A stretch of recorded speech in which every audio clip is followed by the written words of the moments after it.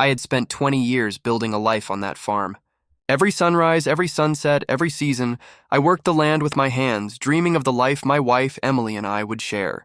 We had married young, full of hope and promise. Over 2 decades, we raised 3 children, nurtured the farm, and built a life that most people envied. I thought we were partners in every sense of the word.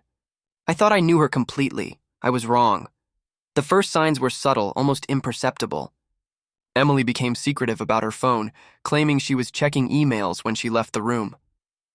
She started taking long walks, telling me it was for her health, but she always returned with a faint blush and a little too much excitement in her eyes. And then there was Mark, my best friend since childhood, a man I trusted with everything.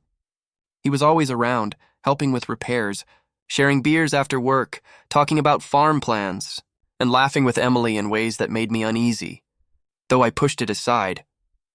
I should have noticed the small things, the way they lingered together in the barn, the hurried conversations that stopped when I walked in, the unexplained trips they sometimes took. But 20 years of trust had blinded me. The truth revealed itself one sweltering summer afternoon. I had gone to check the irrigation system at the far end of the property. As I approached the barn, I noticed movement inside. Curiosity and instinct made me pause. And then I saw them, Emily, my wife of 20 years, and Mark, my best friend, in an embrace I'd never imagined. My stomach churned, my vision narrowed, and for a moment, I felt as if the ground itself had given way beneath me. I watched in disbelief as betrayal played out in front of me. For 2 decades, I had built a life with her, shared my dreams, my heart, my trust.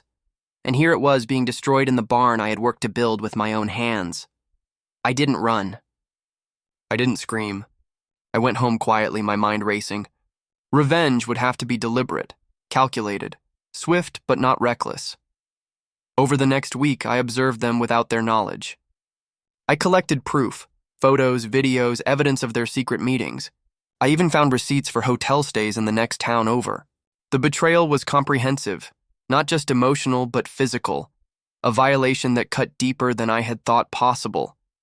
Then came the confrontation, but I planned it to maximize the impact, not out of rage. I invited both families to the farm under the pretense of a summer gathering.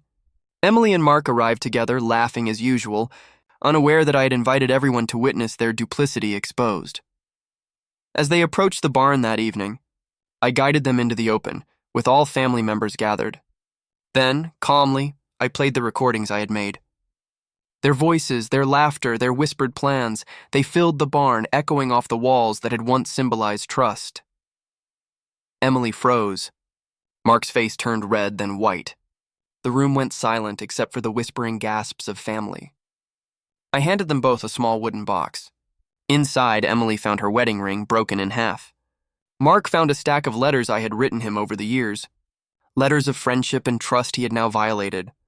This, I said, my voice calm but cutting, is what betrayal leaves behind. Emily collapsed to her knees, tears streaming down her face. Mark stammered, attempting excuses. I let them plead, let them squirm, but the evidence spoke for itself.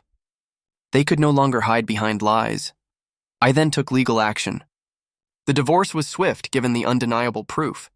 I gained full custody of our children, and the farm remained mine, my life's work intact, my honor restored. Emily and Mark were ostracized from the social circles we had built. Their reputations shattered. Months later, I watched from the porch as Mark tried to sneak onto the property, hoping for some final confrontation or reconciliation. I simply called the authorities, ensuring he could no longer enter the farm. Emily's attempts to contact me were ignored. She had chosen betrayal, and I had chosen justice. I focused on rebuilding my life, on healing my children, and on reclaiming the peace I had lost. The farm, once a site of betrayal, became a place of renewal, a symbol of resilience and a reminder that trust, once broken, demands accountability.